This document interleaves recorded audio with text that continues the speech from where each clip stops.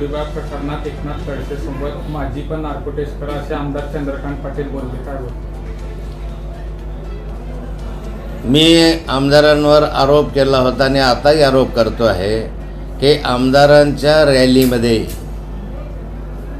ज्याने गोळीबार केला हा विकी गुरचळ, म्हणजे गोळीबाराच्या याच्यात जो संशयित आहे आणि पोलिसांनी ज्याला पकडलं तो विकी गुरचळ आणि त्याचा भाऊ निलेश गुरचळ हा फरार आहे.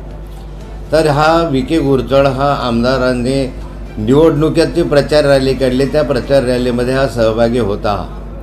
तर ह्याचा संबंध काय आमदारांशी, हाच प्रश्न आमदारांना मी आत्ताही विचारतो आहे की जर तुमच्या तो रॅलीमध्ये सहभागी होता आणि दुसऱ्याच दिवशी गोळीबार होतो तर त्याचा अर्थ काय, कशा रीतीनं तुमच्या याच्या गुन्हेगारांशी संबंध काय आहे का? आणि मी खोटं बोलत नाही कधी, मी पुराव्यानिशी बोलत असतो.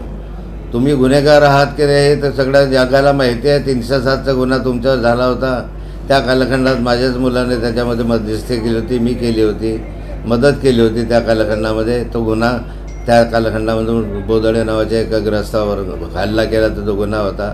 तुमचं चारित्र्य तुमच्या याच्याबद्दल मी काही फार बोलणार नाही, जगाला माहीत आहे. गावागावामध्ये जे गुन्हे आहे, पहिलंच आमच्या इच्छापूरच्या सरपंचाला तुम्ही धामणगाव फाट्यावर का मारलं, आमदारांना मारायचं असतं, म्हणजे इतकी गुंडागर्दी चालली. आमचाच मुक्तळचा सरपंच जो होता तो सरपंच पाटील, तुम्ही त्याचे बिलं अडकवले, त्याची छळवणूक केली, तीही केली, त्यामुळे त्यांना आत्महत्या केली. खरं आहे का खोटं आहे ते मला सांगा. तुम्ही परवा दिवशी तुमच्या कार्यकर्त्यांनी गहूखेडा येथे मधू पाटील नावाचा आमचा कार्यकर्ता आहे त्याच्या घरावर जाऊन हल्ला केला, हे खरं आहे की नाही ते सांगा.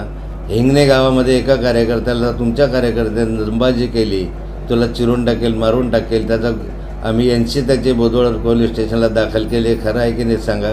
मग गुन्हेगार कोण आहे? आणि साऱ्या गावागावामध्ये 5-10 पोरं गुंडागर्दी करतात, गुन्हेगारी करतात, महिलांची छेडखानी करतात, हे कोण आहे ते तपासलं पाहिजे ना.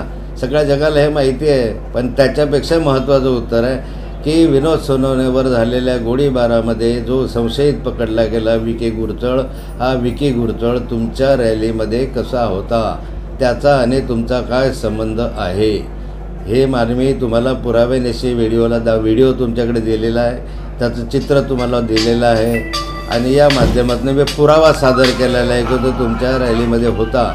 मला दाखवा की रॅलीमध्ये नव्हता.